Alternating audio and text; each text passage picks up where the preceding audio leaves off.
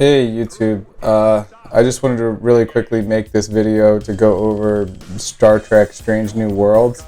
I just saw the first episode, and while overall is better than Star Trek Picard, like light years better than Star Trek Picard, there are a lot of just weird, dumb things about it, and I think for the first episode, you get a blank slate. It's really easy to make a new show and not have to worry about continuity or canon or anything like that. So far so good with this show. Like, it wasn't absolutely terrible, but there were a lot of problems that I had with it. And the major details that I see popping up are stuff that would never happen with old school Star Trek The Next Generation. And so I just wanted to make this video to do a comparison of what Star Trek The Next Generation, a show from the 90s, late 80s, early 90s, versus like this show that just came out this week, where it's essentially got the hindsight of 30 something years worth of scientific discovery, and the stuff that comes out of this show is just complete bullshit. So here's Star Trek, like the new Strange New Worlds script taken directly from the first episode. These are the parts that I had major umbrage towards. So the doctor, to set up the scene, this person that's above me, this doctor is some sort of disguise specialist. They bill her all out as Nurse Chapel, and if you watch the original series, you know who Nurse Chapel is. So this is kind of like this is young Nurse Chapel, because this is taking place before the original series with Kirk. This is Pike and his ship. So this doctor, essentially they bring her in, she's bubbly, she's cute, whatever.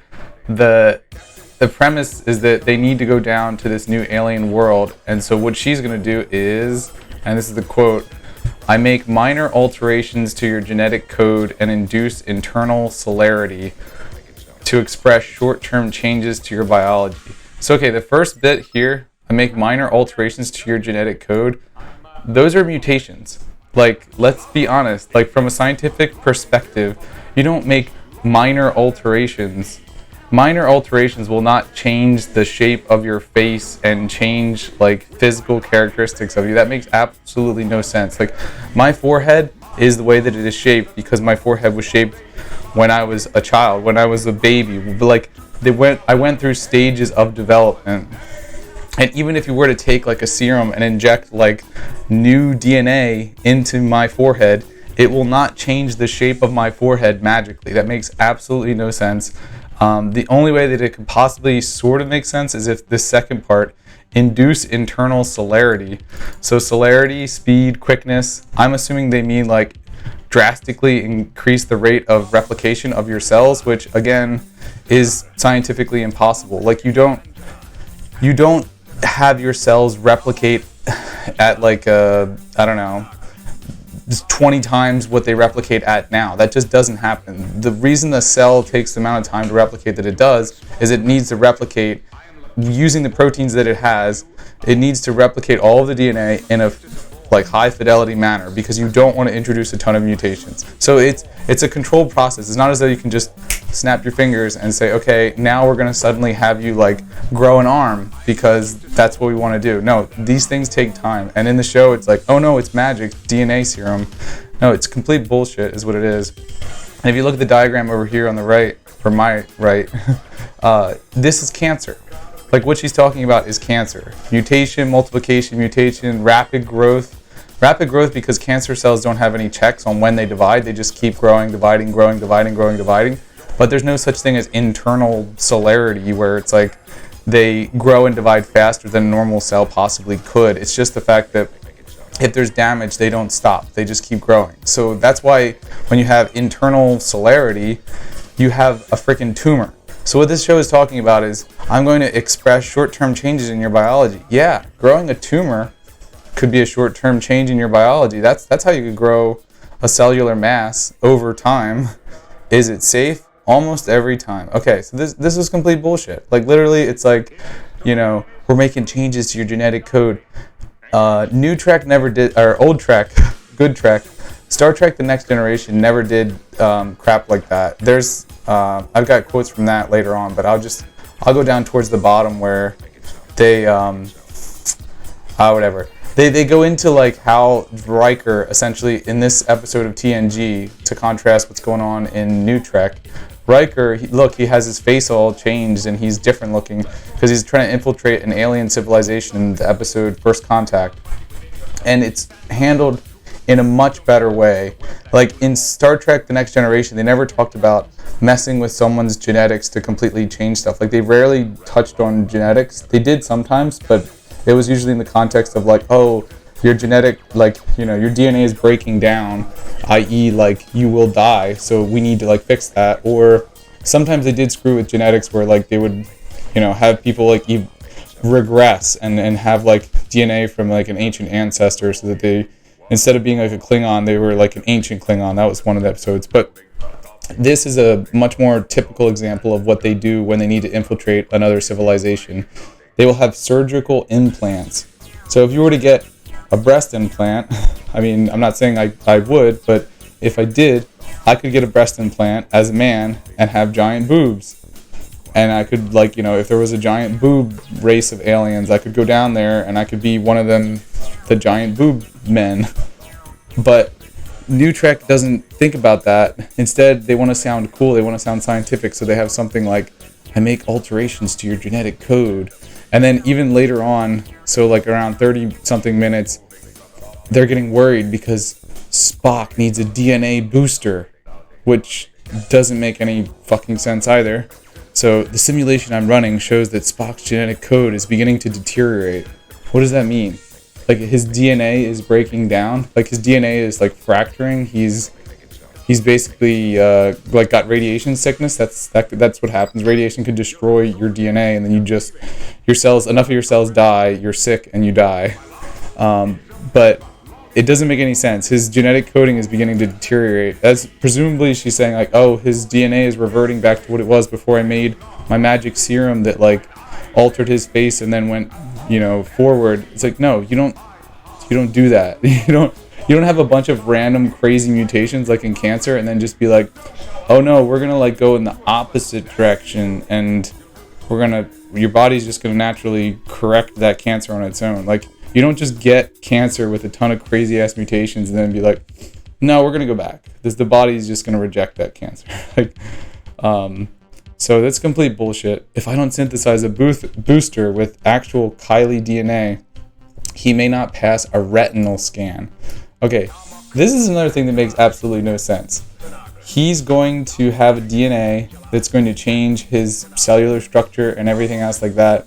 The eye is a very complicated thing, biologically speaking, and your retinas, like, it makes no freaking sense to be like, okay, this very complicated biological structure that's developmentally like stage gated and formed in this very specific way, we're going to give him a booster so that his eyes change and they stay in the changed state because otherwise they would go back. It just makes no freaking sense from a scientific perspective whatsoever. So that's why it's like New Trek is complete bullshit. I know it's only the first episode, and from a storytelling aspect, they got all the elements right. They got the beats right. There was a lot of cool imagery. The beginning when Pike's riding around on a horse in the snow, that was really cool looking, but also stupid. Like if I'm gonna live in the middle of a blizzard and I'm gonna say, hey, I'm gonna go out somewhere, I'm not gonna take a horse. I'm not gonna take a horse in like 3 feet of snow.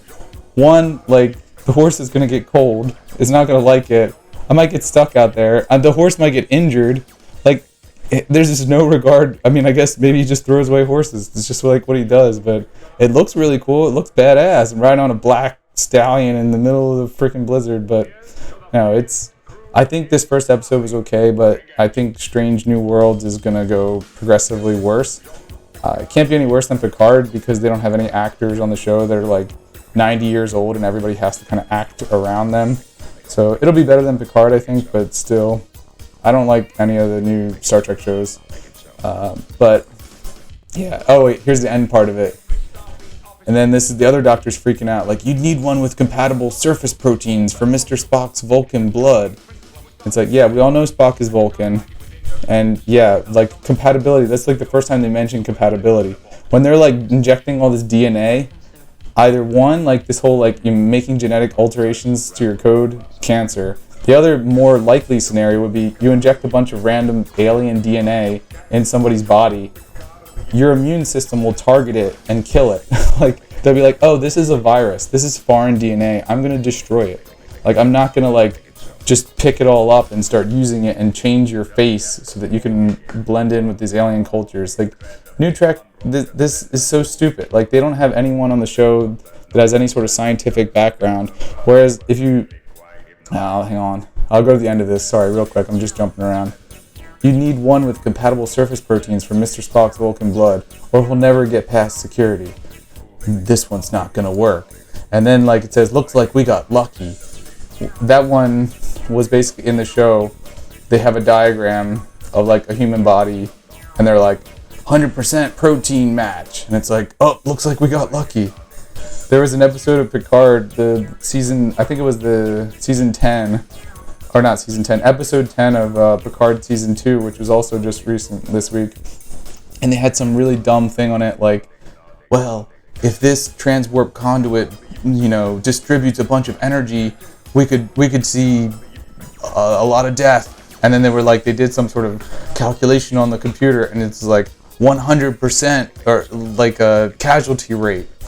It's like you don't know that. Like, what is this thing? Like, what if somebody's like in the sector and they're just jumping out at warp 6, warp 9, whatever? Like, they'll outrun this destruction. Like, what is your simulation based on that? You say like casualty rate 100%. Like, what about the people that are alien races that are like, oh, I love energy. Give me some more energy. Okay, I'll suck that up. I'm an energy field. Like, it was just really dumb. So anyway, let's get to Good Trek. So in the middle here, you can see Riker. And this is I was just randomly watching TNG and going through the whole series. And it just so happened that it kind of lined up this episode with Strange New Worlds. But this episode, if you want to see it, is season 4. Hang on, let me find it. First Contact, TNG. So, season 4, episode 15. First Contact. It's good. Anyway, back to the script.